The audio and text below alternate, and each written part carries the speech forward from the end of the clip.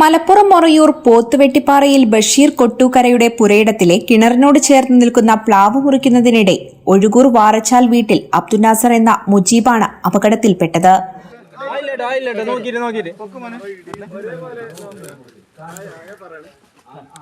എല്ലാ ഭാഗവും ഒരുപോലെ മനസ്സേറെ കൊടുക്കല്ലേ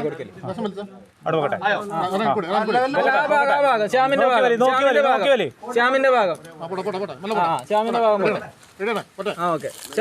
വലി.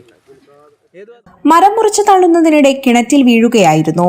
35 അടി ആഴവും വെള്ളമില്ലാത്തതും അടിഭാഗം പാറയുള്ളതുമായ കിണറിൽ പ്രവർത്തിച്ചുകൊണ്ടിരുന്ന മരമുറി യന്ത്രം സഹിതമാണ് കിണറിലേക്ക് വീണത്.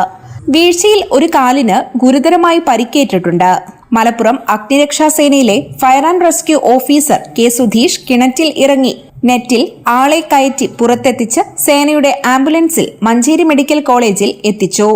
സീനിയർ ഫയർ ആൻഡ് റെസ്ക്യൂ ഓഫീസർമാരായ എം പ്രദീപ് കുമാർ, കെ മുഹമ്മദ് കുട്ടി എന്നിവരുടെ നേതൃത്വത്തിൽ ഫയർ ആൻഡ് റെസ്ക്യൂ ഓഫീസർമാരായ മനോജ് മുണ്ടേക്കാടൻ, അബൂബ് ശ്രീധരൻ, കെ അബ്ദുൽ ജബ്ബാർ, അക്ഷയ് രാജീവ്, ശ്യാം സതീഷ്, ഹോംഗാർഡ്മാരായ വി ബൈജു, സി രാജേഷ് തുടങ്ങിയവർ രക്ഷാപ്രവർത്തനത്തിൽ പങ്കാളികളായി.